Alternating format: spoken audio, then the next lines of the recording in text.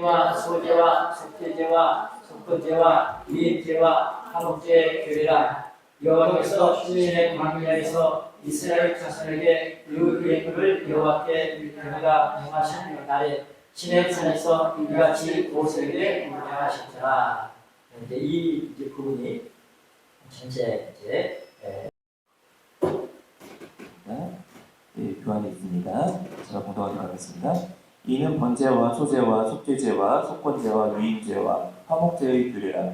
여호와께서 시내 광야에서 이스라엘 자손에게 그 예물을 여호와께 드리라 명하신 날에 시내 산에서 이같이 모세에게 명하셨더라.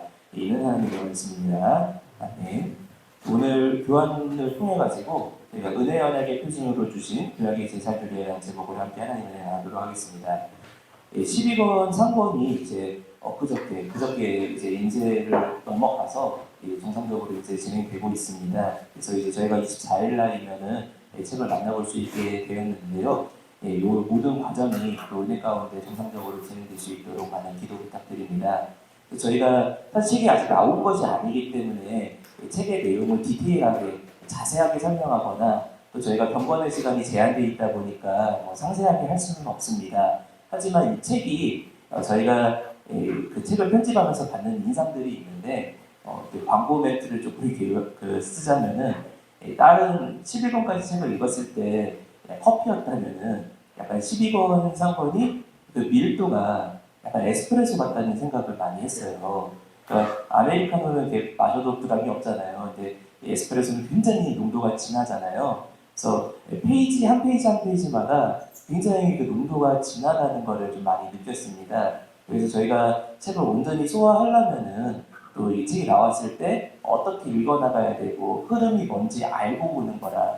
내가 이렇게 운전을 하면서 가는 곳이 여기가 뭐 어느 도로에 있는지 어느 시에 있는지 알고 가는 거라 그냥 모르고 목적지를 향해 무작정 달리는 거랑은 분명 다르다고 생각을 합니다. 그래서 오늘 이 경건의 시간들 이렇게 4번 정도 통해가지고 저희가 이 책에 어떻게 읽어나가야 될지 흐름을 함께 나누도록 하겠습니다.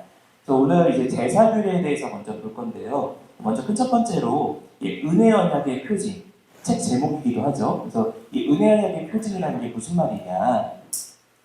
성경에는 언약 공식이라는 단어가 직접 등장하는 것은 아니지만 하나님께서 은혜 언약을 주실 때마다 꼭 사용되는 3가지 표현이 있습니다. 그래서 이 3가지 표현을 가리켜서 은혜 언약의 공식이다. 신학적으로는 언약 공식이라는 표현을 쓰는데요. 이게 무슨 말이냐?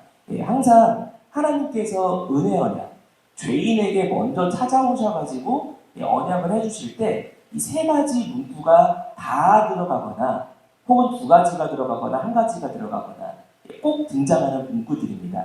그래서 언약의 3가지 요소라고 할 수가 있는데요. 첫 번째는 나는 너의 하나님이 된다는 겁니다. 그리고 2번째는 너는 나의 백성이 된다. 사실 여기서 하나님과 우리의 관계가 정의되는 것입니다. 죄악된 사람이 거룩한 하나님과 아무런 관계가 없는 존재로 타락하고 말하는데 하나님께서 먼저 나는 너의 하나님이 되겠다라고 말씀하시고 그 결과로 너는 나의 것이 된다, 나의 백성이 된다라고 말씀하시면서 둘 사이에 이제 언약 관계가 형성이 되는 거예요. 근데 만약에 남자 여자가 나 너 내 거, 니 내 거 서로 사랑해가지고 결혼만 하고 그냥 그대로 따로 산다면은 결혼 관계가 성립 안 하는 것처럼 언약 관계 역시 나는 너의 하나님이고 너희는 나의 백성이기 때문에 둘이 같이 살아야 됩니다. 그래서 이 1번과 2번의 결과가 내가 너희 가운데 함께 거한다 라는 명령으로 나타납니다. 그래서 이 말씀이 3가지가 다 나오는 구절이 여기 본문 저희 교환에 있는 에스겔 36장 28절이에요. 밑에 보니까 순서는 거꾸로 나와 있지만 내가 너희 열조에게 준 땅에 너희가 거하여 하나님의 소유로 하나님의 땅인데 이스라엘에게 주셨대요. 근데 거기에 이스라엘이 거함으로써 함께 거하게 된다는 거죠. 그리고 2번째 보니까 내 백성이 되고 그리고 마지막에 첫 번째가 맨 뒤에 나오죠. 나는 너희 하나님이 되리라 라고 하면서 이 3가지 언약 공식이 다 등장하는 걸 볼 수가 있습니다. 자, 그렇게 언약 공식에 대해서 간 말씀을 드렸는데 문제는 이 언약 공식이 눈에 보이지 않는다는 거예요. 그래서 언약 증명서가 있거나 뭐 무슨 신분증이 있거나 혹은 언약 받은 사람이 뭐 약간 뭐 머리 위에 뭐 빛이 떠오르거나 이런 눈에 보이는 표가 없기 때문에 내가 진짜 언약 백성이 맞냐, 진짜 하나님이 우리 가운데 거하시는 것이 맞느냐라는 눈에 보이는 표가 사람에게는 필요하다는 것입니다. 그래서 하나님께서 하나님의 창조와 하나님의 말씀과 하나님의 신성을 보이시는 표를 우리에게 주셨다라고 말씀을 하고 있는데 이를 가리켜 표징이라고 합니다. 그래서 창세기 1장 14절 말씀 볼 때 하나님께서 해와 달과 별을 지으시고 그 운행에 대해서 말씀하신 다음에 그 운행을 통해 가지고 그 징조와 사시와 일자와 연한을 이루라라고 말씀을 하고 있는데 여기 징조라는 말이 히브리어로 보면은 똑같이 오트라는 단어를 쓰고 있어요. 그러니까 표징이라는 뜻이에요. 그래서 우리가 인간적인 눈에는 그냥 시간이 지나가는 것 같지만 하나님께서 정하신 날에 정하신 역사가 이루어지는 하나님의 시간표부터가 하나님의 분명한 표징이라는 것을 드러내고 있습니다. 그리고 창세기 17장 11절 말씀 보니까 이스라엘 백성들이 할례를 받는 것, 할례를 받으면은 몸에 성인이 되고 나중에 나이를 다 먹고 나서도 몸에 그 표가 남죠.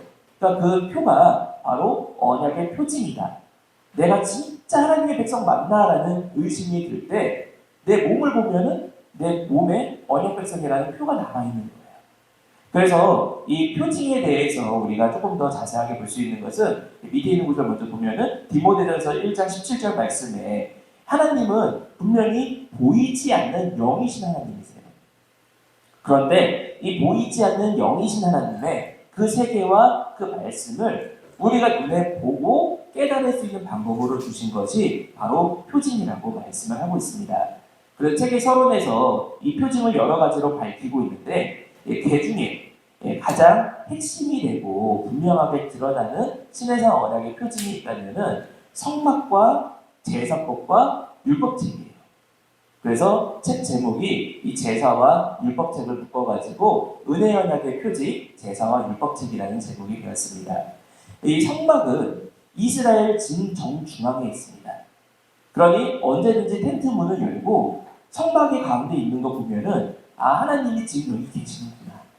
그리고 성막의 진을 해체하고 이동하면서 우리도 따라서 이동할 때 내가 하나님을 따라가는 언약 백성 맞구나 라는 것을 느낄 수 있는 표징이 된다는 겁니다. 그리고 제사를 통해서 연기가 하늘로 올라가고 하나님이 그것을 찬양하시는 것을 보면서 하나님이 내 예배를 받으시는구나. 내가 지금도 예배를 드릴 수 있는 언약 백성이구나. 이것을 눈으로 보고 몸으로 체험하게 됩니다.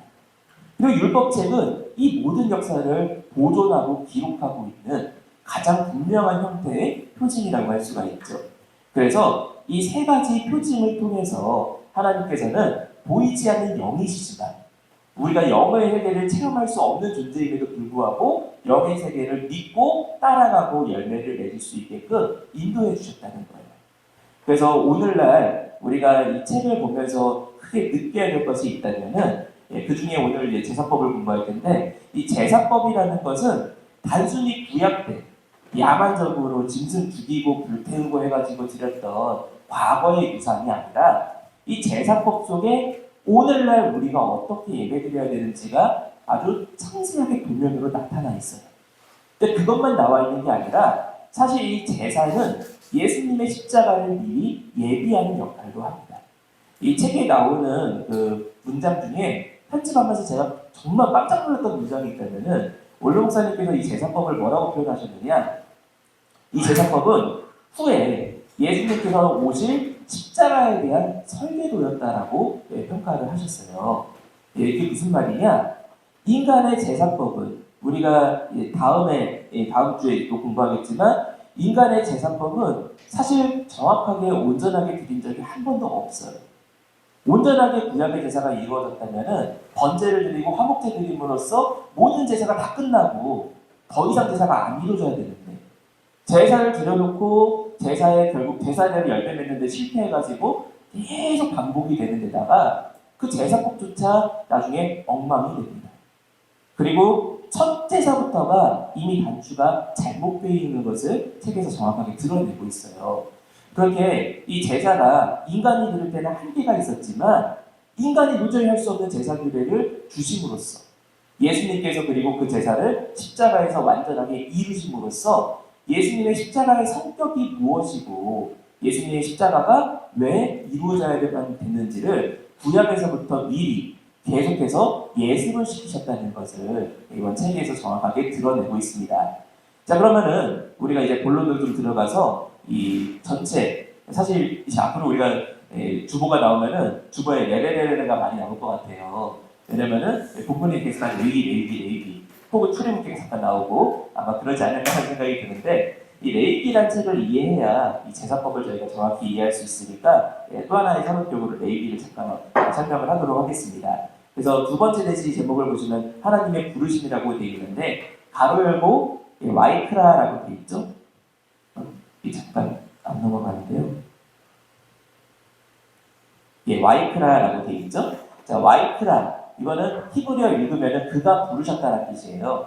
그래서 우리는 레위기의 책 제목을 레위기라고 부르지만 사실 히브리 성경, 이스라엘 성경에서는 이 책 제목이 와이크라예요.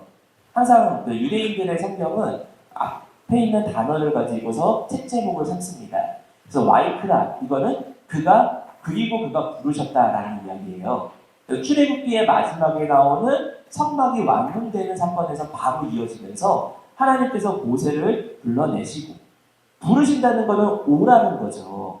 근데 거룩하신 하나님 앞에 죄악된 사람이 함부로 갈 수가 없습니다.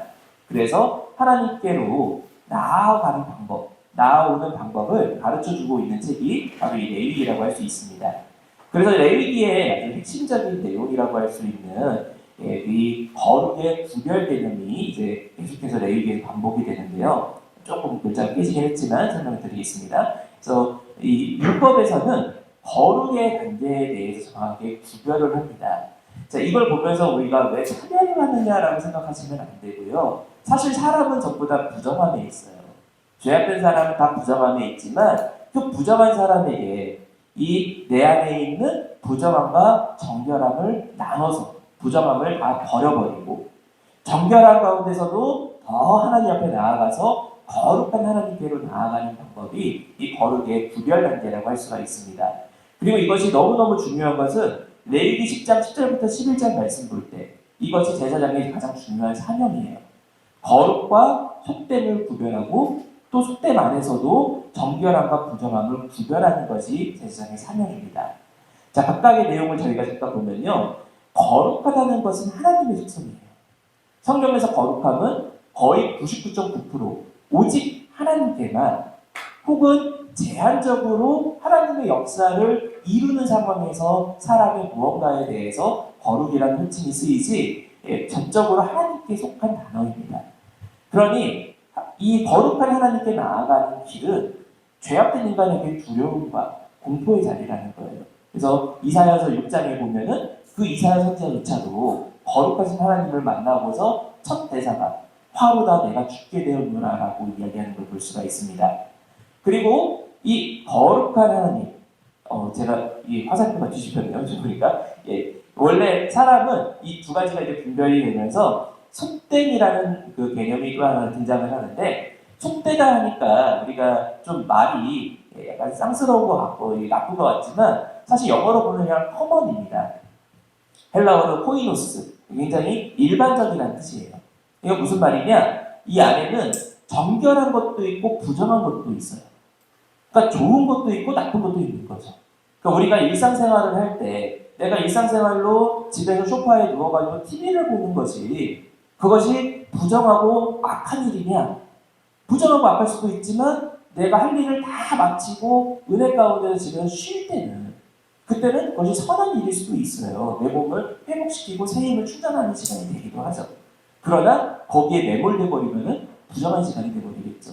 이런 두 가지가 공존하는 상태를 속됨이라고 합니다. 근데 하나님은 거룩과 속됨을 완전히 구별시키셨습니다. 여기 구별에 대해서 쓰이는 히브리어가 바달이라는 단어인데 이 바달은 천지창조에서 계속해서 반복되면서 하늘과 땅을 나누시고 바다와 또 물질을 나누시고 이게 각각을 나누실 때 사용하는 절대적인 구별을 이야기하는 단어입니다. 그래서 거룩과 속됨은 중간에 회색지대 없이 절대적으로 구별이 되는데, 여기 화살표가 뒤집혔는데 교환을 참고해 주시기 바랍니다. 그래서 속됨에서 성결케 되면은 거룩함에 이르게 되고, 거룩하지만 더러워지면은 속됨으로 다시 돌아가게 되는 것을 성경에서 말씀을 하고 있습니다. 그리고 이 속됨은 다시 정결과 부정으로 나누어지는데, 정결이라는 것은 깨끗한 거예요. 그래서 물로 자신을 씻어가지고 깨끗게 되면은 정결해집니다. 그러나 이것이 내가 악한 짓을 했을 때는 불결해져가지고 부정한 모습으로 떨어지게 됩니다. 그리고 부정한 것은 누구든지 하나님의 전에 거할 수 없어서 이스라엘 집 밖으로 추방당하게 되는 것을 말씀하고 있죠. 사실 이 거룩과 속됨, 정결과 부정, 우리가 마치 거룩한 위치에 있어가지고 나머지를 깔보는 개념이 아니라 우리 모두가 다 부정한 자리에 있는데 하나님께서 거룩하신 하나님과 부정한 사람 사이에 계단을 놓아주신 거예요.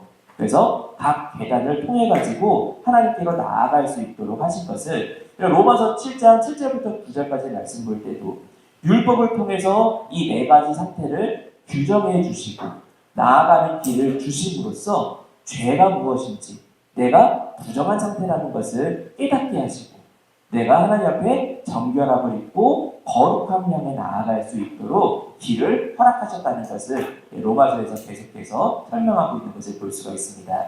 그러면은 어떻게 정결과 거룩으로 나아갈 수 있느냐? 성경은 세 가지 방법을 소개를 하고 있는데요. 우리가 첫 번째로 물로 씻어서 정결하게 합니다. 그래서 많은 구절들이 있지만 저희가 상세하게 다 설명할 수는 없지만 내가 물로 씻을 때 겉에 있는 얼룩들이 다 제거되고 깨끗한 원래 모습으로 돌아가게 되죠. 그런데 문제는 또 반복해서 계속 묻게 돼요. 그래서 두 번째로 또 나오는 것은 불로 살라서 정결케 한다고 말씀하고 있어요.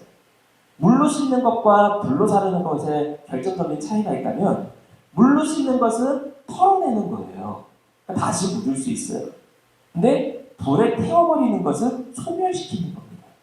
그래서 성경에서는 이 두 가지 용례를 여러 가지로 사용을 하고 있는데 신약에 오면 이 두 가지가 물세례와 불세례로 완성되는 것을 볼 수가 있습니다. 그리고 세 번째 보니까 피를 흘려서 정결케 합니다. 피는 단순히 무슨 대가를 받아내는 그런 피를 이야기하는 것이 아니라 레위기 17장 11절 말씀 볼 때 육체의 생명이 피에 있기 때문에 그 피를 단에 뿌림으로써 생명을 내어놓고 새로운 생명을 수여받음으로 내가 정결해질 수 있다는 세 번째 방법을 말씀을 하고 있습니다. 그래서 이 세 가지를 가리켜 성경에서도 하나님께서 물과 피와 그리고 물과 불과 피로 우리를 구속하셨다는 것을 반복해서 말씀하고 있는 것을 볼 수 있죠. 그래서 이렇게 우리가 세 가지 거룩의 방법을 짧게 소개를 드리고 좀 본론으로 넘어가면은 우리가 이 세 가지가 다 나오는 것이 제사규례를 통해서 같이 어우러져 있어요. 번제를 드릴 때 보면은 번제물을 다 물로 씻어야 되고, 근데 물로 씻은 것을 다시 불로 태워야 돼요. 또 번제물의 피는 땅에 쏟아야 돼요. 그러니까 이런 여러 가지 이 세 가지가 복합적으로 쓰이는 것이 제사규례에 나타나 있는데 이 제사규례를 정확하게 설명하고 있는 것이 바로 레위기입니다. 그래서 이 레위기의 1장부터 7장까지는 제사법에 대해서 말씀하고 있는데 전반부에서는 일반 백성들을 위한 제사법을 말씀하고 있고 6장부터 7장에서는 이 제사를 진례하는 제사장의 입장에서 내용을 설명을 하고 있습니다. 그리고 이후에 8장부터 10장에는 이제 이 제사법을 설명한 다음에 역사적인 첫 제사, 그래서 처음 제사장이 임명되는 위임식과 그 임명된 제사장들이 처음으로 예배를 드렸던 제사장 취임식에 대해서 상세하게 설명을 하고 있고, 그리고 우리가 좀 충격적인 것은 이 취임식을 드렸는데 이 취임식 제사가 성공적이었느냐? 바로 그날 범죄가 일어났어요. 그래서 그날 나답과 아비후로 말미암은 범죄에 대해서 설명을 하고 있습니다. 그리고 11장부터 27장까지 내용은 얼마나 큰 은혜인지 나답과 아비후가 첫 제사부터 실패했잖아요. 그러면 제사장 자리가 파면되고 제사장의 규례가 끊어지는 것이 아니라 나답과 아비후의 범죄에도 불구하고 아론과 남은 아들들을 통해서 다시 한번 제사 규례를 회복시켜 주시고 다시는 같은 범죄를 저지르지 않도록 부정함과 그것을 해결할 수 있는 방법, 그리고 그 등급으로 대속죄의 규례를 주십니다. 그리고 그 뒤에 실제 내가 생활에서 어떻게 해야 거룩한 삶을 살아갈 수 있는지 지침을 상세하게 알려주세요. 그리고 각 부분들은 레위기 1장 1절과 4장 1절과 8장 1절에 여호와께서 모세에게 일러 가라사대, 여기 와이크라라는 표현이 계속 반복되면서 각 챕터를 나누고 있는 것을 볼 수가 있습니다. 자, 그리고 우리가 이 제사를 통해서라고 했는데 이 제사에는 4가지 방법이 사용이 됩니다. 그래서 이번 책에 보시면 어느 때보다 그림이 굉장히 많이 들어가서 제가 지금까지 편집을 하면서 자료를 찾아봤던 책들 중에서 이렇게 쉬운 레위기책은 아마 없을 거라고 단언할 수 있어요. 왜냐면 모든 장면마다 그림이 다 들어가 있어가지고 이게 무슨 말인지 이해가 안 되면은 그 밑에 혹은 뒷페이지에 있는 그림을 보시면 바로 다 이해가 됩니다. 그래서 이 화제라는 것은 불살라서 연기를 하늘로 올려보냄으로써 하나님께 드리는 제사의 방법이고요. 전제라는 것은 포도주나 물 같은 것을 하나님께 땅에 부어가지고 쏟아냄으로써 드리는 방법이에요. 그리고 세 번째 나오는 거제. 이거는 우리가 거중기 위로 올리는 거잖아요. 거제는 위로 올리는 거고요. 요제는 앞뒤로 흔들어서 드리는 거예요. 사실 이 거제와 요제가 되게 헷갈리는데 거제, 이거는 들것자, 거중기 생각하시면 될 것 같고 요제는 제가 이거 어떻게 저도 막 헷갈려갖고 요제는 그냥 요래 흔든다 그렇게 생각하시면 될 것 같습니다. 그래서 위아래로 흔든다나 앞뒤로 흔든다나 둘 다 하나님께 드리고 다시 받는다, 이런 의미를 가지고 있습니다. 그래서 이런 방법으로 제사를 드리는데 각 5대 제사 규례가 그럼 어떻게 되느냐, 저희가 뭐 각각의 제사를 다 보면 너무 기니까 이 5대 제사를 우리가 어떻게 읽어야 되는지 방법과 핵심만 설명드리고서 결론으로 마무리하도록 하겠습니다. 그래서 우리가 첫 번째로 5대 제사의 공통 요소가 있고 두 번째로 볼 것은 5대 제사의 각각의 특징들이 있어요. 근데 우리가 공통 요소를 먼저 보자면요, 모든 제사는 다 생축으로 드립니다. 생축은 생일 축하가 아니고요. 이 생축은 뭘 이야기하느냐, 이 내가 가지고 있는 내 소유의 가축이라는 거예요. 그러니까 다른 사람의 가축을 끌고 오거나 혹은 뭐 어디 야생동물을 잡아가지고 하나님께 드릴 수 없고 반드시 내 것으로, 내 소유로 드려야 된다는 겁니다. 왜냐하면 이 제물은 단순히 그냥 희생제물 짐승이기 때문에 중요한 것이 아니라 나랑 동일시되는 제물이에요. 그러니 내 소유, 내 것으로 해야 나와 동일시가 이루어지지 그냥 아무거나 갖다 드린다고 해결되는 것이 아니라는 것입니다. 그리고 또한 이 생축이라는 말에는 훗날 예수님께서 나와 연합하시기 때문에 언약관계 안에서 드리는 제물만이 참제물이라는 의미를 가지고 있습니다. 이것을 레위기 1장 1절부터 2절에, 이 레위기 1장 1절부터 2절이 레위기 5대 제사 전체의 서론으로서 생축을 가지고 제물을 드릴 것을 명령하고 있는 것을 볼 수가 있죠. 그리고 이제 두 번째 내용 보니까 제사인과 제사장의 역할이 나누어집니다. 그래서 우리가 성경을 읽을 때 이게 제사인, 제사를 드리는 사람이 하는 일이냐 아니면 제사장이 그를 위해서 봉사하는 거냐, 이 두 가지를 구별해서 보셔야 돼요. 제사인이 하는 행위와 제사장이 하는 역할이 다르다는 거죠. 그래서 요거는 제가 그렇게 내용만 말씀을 드리고요. 그다음에 세 번째 보니까 제물에게 안수를 하는지 안 하는지, 이 안수를 하는 순간에 나와 제물이 하나가 됩니다. 내 죄가 제물의 죄가 되고 제물의 죽음이 내 죽음이 되는 겁니다. 그래서 이 안수의 여부가 너무너무 중요합니다. 참고로 우리가 뒤에 보겠지만 첫 번째에는 안수가 안 나와요. 나머지는 다 안수를 하고 제물을 드리는 걸 볼 수가 있고요. 그 안수를 할 때도 한 손으로 안수했는지 양손으로 안수했는지를 구별해서 보셔야 돼요. 물론 한글 성경은 이것을 번역을 안 해놨지만 히브리 성경으로 보면은 전부 다 이것이 복수형인지 혹은 쌍수형인지 다 이것을 드러내면서 한 손으로 안수했는지 혹은 혼자 안수했는지 여럿이 안수했는지를 다 구별해서 말씀하고 있습니다. 그리고 우리 네 번째로 또 한 가지 공통 요소를 보면은 하나님께 드리는 몫이 있고 제사장에게 주는 몫이 있고 제사인에게 주어지는 몫이 있어요. 그러니까 제물을 드린다고 해서 전부 다 하나님께만 드려지는 게 아니라 제물의 일부를 하나님께 드린 것을 하나님께 드리고 또 일부는 제사장에게 주고 화목제의 경우에 일부를 또 제사인이 받기도 합니다. 그래서 이 분배에 대해서도 우리가 살펴봐야 되고요. 마지막으로 하나님의 연락. 이 연락에서 여호와께 향기로운 냄새다. 하나님이 이 제사를 흔양하시고 만족해 받으신다라는 표현이 등장을 하는데 속죄제까지의 모든 제사는 다 이 표현이 나오지만 첫 번째에는 이 표현이 나오지 않는 걸 볼 수가 있어요. 그래서 왜 안 나오는지 그리고 왜 이 제사에만 이런 표현이 나오는지를 우리가 자세히 살펴보면은 각 제사가 의미하는 바가 무엇이고 예수님께서 이 제사를 어떻게 이루셨는지가 눈에 보이게 됩니다. 우리 각각의 제사를 뭔지 짧게만 소개하고 넘어가면요. 번제는 희생제물의 가죽을 제외한 모든 곳을 다 각을 뜨고 태우고 하나님께 드리는 거예요. 우리가 각 뜬다, 그냥 머리, 팔다리 자른다 이 정도 개념이 아니라 탈무드 보면은 모든 관절을 끊어낸다라고 이렇게 탈무드에서 해석을 해요. 그러니까 뭐 얼마나 잘게 고기를 써는 건지는 모르겠지만 분명한 것은 이전에 있었던 그 소와 양의 그 근육과 아름다운 털과 무늬들 그 모든 것들이 가죽이 벗겨지고 각이 떠지는 순간에 다 뭉개지고 사라지는 거예요. 그러니까 우리가 내 인성, 내 겉에 드러나 있는 껍데기, 내가 그래도 키가 많이 크지, 내가 얼굴은 좀 잘생겼지 예쁘지, 내가 그래도 능력이 뭐가 있지 하는 것들이 예배드리는 순간에는 다 벗겨지고 다 잘라져가지고 태워져야 된다는 거예요. 이게 번제의 온전한 전적인 헌신과 예수님께서 드리신 온전한 희생. 또 예수님께서 손가락 하나 내 뜻대로 움직이신 것이 아니라 전적으로 다 잘라내고 벗겨내셔갖고 아버지께 온전한 희생을 드린 것을 의미하고 있습니다. 그리고 소제는 유일하게 짐승의 희생이 없는 제사로서 곡식으로 하나님께 드리는 제사죠. 그래서 이 소제에서는 뭐 곡식을 가루로 갈아가지고 고운 가루를 드리거나 혹은 요리를 해가지고 뭐 무교병이나 무교전병이나 이렇게 뭐 소태도 쓰고 전병도 붙이고 뭐 여러 가지 방법으로 하나님께 제물을 드리게 되는데 이 소제는 대부분 다 다른 제사랑 같이 드리게 됩니다.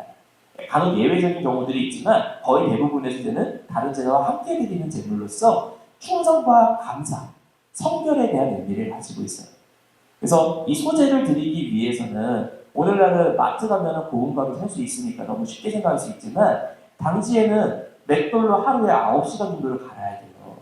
그러니까 이 수고가 얼마나 큰지 모릅니다. 그리고 이 수고로 다 간 것을 하나님께 바치면서 우리는 무엇을 묵상하게 되느냐? 이 맷돌로 갈리는 동안에 이 안에 있던 나달이 다 잘라지고 터지고 찢겨집니다. 그 찢겨지는 모습이 바로 예수님께서 당하시는 순환의 모습이었다는 거죠. 그리고 그 순환의 모습을 인하여 구원받은 우리는 이것을 보고 감사하고 성결을 다짐해야 된다는 의미를 가지고 있습니다. 그리고 이제 화목제. 화목제는 하나님과 사람 사이의 화평과 교제를 위한 제사입니다. 이 화목제를 통해서 나와 이웃과의 관계, 나와 하나님과의 관계가 모두 회복이 되는 겁니다. 그래서 모든 5대 제사가 같이 드려질 때는 항상 마지막에 드려지는 제사가 화목제예요. 근데 이 화목제에 유일하게 특징이 있다면은 제사인에게도 제물이 돌아가는 제사는 화목제밖에 없어요. 다른 제사는 전부 다 하나님께 드리고 일부를 제사장에게 주는 것으로 마무리가 되는데 화목제의 경우에는 제사인도 제물을 가지고 갑니다. 근데 소가 성체가 제가 검색해 보니까 성체가 600kg 정도 돼요. 크기가. 그리고 하나님께 드리는 기름진 부위들을 다 태우고 제사장을 위해서 가슴 부분과 다리 부분을 잘라가지고 제사장에게 주고 나머지를 갖고 온다고 해도 고기 중량이 적어도 300kg는 됩니다. 근데 문제는 화목제에서는 이것을 당일에 혹은 다음날까지 다 먹어치워야 되고 이틀이나 3일째가 되면은 다 태워서 없애든지 남겨두면은 도리어 죄가 된다라고 명령하고 있어요. 그러니까 사람이 아무리 밥을 오래 굶었어도 100kg 되고 200kg의 소고기를 어떻게 먹습니까? 그러니까 이것은 나눠줘야 된다는 거예요. 그래서 그냥 내 주변에 나랑 친한 사람만 나눠줘가지고는 이 화목제 제물을 감당할 수가 없어요. 그러니 이 제물을 감당하기 위해서 내가 그동안 연락 한 번 안 했던 사람들, 심지어 천대하고 낚여보던 뭐 이방인들, 거지들 다 데리고 와서 같이 은혜를 나눠야 된다는 것입니다. 그래서 이 화목제는 예수님의 희생과 보혈로 하나님과 우리 사이에 또 우리와 이웃 사이에 화목이 이루어져서 그 공유를 같이 나누게 되었다는 것을 증거하는 제사가 되겠습니다. 그리고 속죄제는 죄의 정체를 드러내고 정결하게 하는 제사입니다. 이 속죄제가 히브리어로 하타트라는 단어를 쓰는데 이 하타트 둘 다 죄라는 의미도 있어요. 그러니까 그냥 속죄제라는 단어가 죄라는 단어랑 똑같은 단어예요. 그러니까 굉장히 독특한 표현이죠. 근데 재밌는 것은 이 하타트라는 표현이나 하타라는 표현이 이스라엘 가면 어디에 써 있느냐? 응급실 가면 소독할 때 거기 하타트가 써 있어요. 그러니까 정결케 하고 깨끗하게 한다는 의미를 갖고 있습니다. 그래서 이 죄의 정체를 드러내고 정결하게 한다라고 했는데 이 속죄제에서는 피를 뿌리는 곳이 다 달라져요. 피 처리가 제일 복잡한 제사입니다.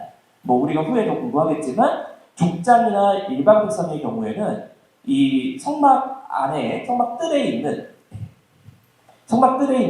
번제단 뿔에다가 피를 발라가지고 속죄하게 되어 있고 대제사장이나 회중이 범죄했을 때는 성막 안에 들어가서 분향단과 그 휘장에다가 피를 뿌리고 발라가지고 속죄하게 되어 있습니다. 이거는 무슨 말이냐? 족장이나 일반 백성들은 이 안에 못 들어가잖아요. 반면에 대제사장이나 회중, 근데 회중 중에서도 회중이라고 하면 제사장이 포함되어 있거든요. 그러니까 회중 중에서 제사장들까지는 여기에 들어갈 수 있어요. 그러니까 내가 땅을 밟을 수 있는 모든 영역이 벌어졌다는 의미를 가지고 있습니다.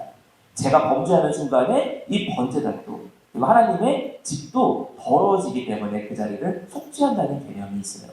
그래서 이런 그 제사의 방법을 통해 가지고 이 죄의 속성이 얼마나 무서운지 그리고 얼마나 끔찍한 것인지를 밝히 드러내고 있다고 할 수 있습니다. 그 마지막 속번제는 배상이 필요한 경우에 드리는 제사입니다. 그래서 내가 이웃의 것에 피해를 끼쳤거나 성물에 피해를 끼쳤거나 하는 경우에 드리는 제사인데 이 제사들은 관계를 회복하고 생명의 속전을 드린다는 의미를 가지고 있어요. 그래서 이 배상으로 전체의 20%에 해당하는 5분의 1에 해당하는 배상금을 어린 양 하나와 함께 같이 어린 양을 제물로 드리고 5분의 1의 배상금을 물어내는 제사였습니다. 근데 여기에는 제사인의 안수가 나오지 않아요. 왜냐? 이것은 뭔가 이 양이 내 죄를 걸머지고 죽는 개념이 아니라 내 죄의 책임을 묻는 제사이기 때문에 그래서 이 안수를 하지 않고 양을 하나님께 바쳐가지고 드리는 것을 볼 수가 있고요. 이것은 뭘 이야기하느냐? 인간이 이렇게 배상의 제사를 드려야 되는데 우리가 하나님께 범죄한 거에 20%를 갚은 적이 있느냐? 없어요. 그러니까 우리의 힘으로는 이 배상을 할 수가 없습니다. 그러나 예수님께서 친히 우리의 대속제물이 되어주심으로써 하나님께서 대속의 그 모든 20%를 더 드리는 그 모든 배상의 것을 해결해 주시고 우리가 속번제를 다스림으로써 죄의 책임에서 자유하게 하셨다는 것을 설명하는 것이 이 속번제의 부족 경륜이 되겠습니다. 그래서 이 5대 제사는 이때 나오고 끝나는 것이 아니라 사실 11권, 3권에도 잠깐 이 얘기가 언급은 되는데 이 5대 제사는 에스겔 성전에서도 영원토록 드려져요. 그러니까 구약 때 드렸고 지금은 없어진 제사가 아니라는 겁니다. 에스겔 성전에서도 새하늘과 새 땅에서도 여전히 이어지는 제사라는 거예요. 그래서 이 제사가 어떻게 예수님을 예표하고 있고 예수님의 십자가에 어떻게 완성이 되었고 오늘날 우리가 어떻게 드리는지를 깨달아야 이 12권책을 올바로 읽는 방법이 될 수 있다라고 할 수가 있겠습니다. 또 우리가 한 가지 중요한 게 있다면은 구약 때 이 제사들 중에 매일 드리는 제사가 매일의 상번제입니다.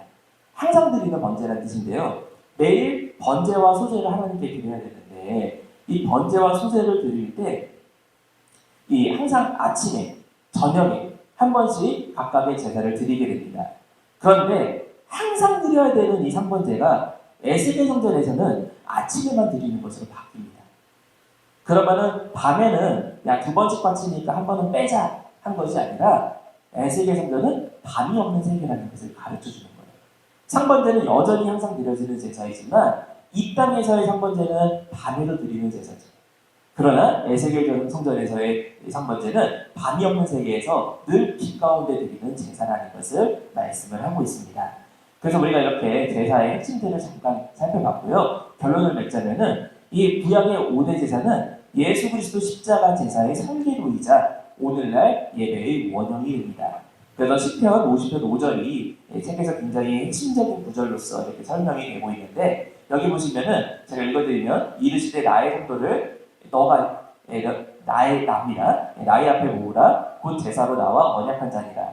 이게 그 성경 프로그램에 오타가 있어갖고 자꾸 이렇게 오타가 나는데 내 앞에라고 되어 있습니다. 성경에. 그래서 하나님이 이 성도를 모으라고 명령하시면서 그 성도를 가리켜 뭐라고 하시느냐? 제사로 하나님과 언약한 자라고 말씀을 하십니다. 근데 제사로 우리가 언제 하나님과 언약을 하느냐? 매 예배의 순간이라는 거죠. 그래서 이 예배에 대해서 신학적으로는 언약 갱신의 축제라고 표현이 됩니다. 그래서 내가 이 언약의 대상자라고 이야기하기에는 아브라함이나 다윗이나 그 언약의 대상자들과 나의 모습을 볼 때 너무 부끄럽고 부족하고 언약의 자리가 없어 보이지만 예배를 드리는 순간마다 새로 갱신이 돼가지고 새로 언약 백성의 자리가 계속적으로 유지가 된다는 거예요. 그래서 우리가 인터넷에도 잘 안 되면은 F5 눌러갖고 새로 고침 누르잖아요. 그럼 화면이 깨끗하게 뜨는 것처럼 예배를 온전하게 드릴 때마다 우리의 신앙이 아버지 앞에 온전하게 드려지고 나타나는 은혜가 있을 줄로 믿습니다. 그래서 오늘 우리가 이제 서론적으로 공부를 했고요. 이 5대 제사에 대한 내용들도 저희가 처음 보면서 깜짝깜짝 놀라는 내용이지만 다음 주에 공부하게 될 제사장의 유임식과 취임식에는 그야말로 유구의 역사속에 세계 최초로 나오는 정말 놀라지 않고서는 이게 견딜 수 없는 엄청난 내용들이 들어있어요. 그래서 그 내용들을 오늘 내용 잘 숙지해 주시면은 다음 주에 이해하는 데 큰 도움이 될 것 같습니다. 그래서 12권이 잘 발간이 되는 가운데 아버지 역사가 더욱더 크게 확장되는 은혜가 있을 줄로 믿으시기 바랍니다.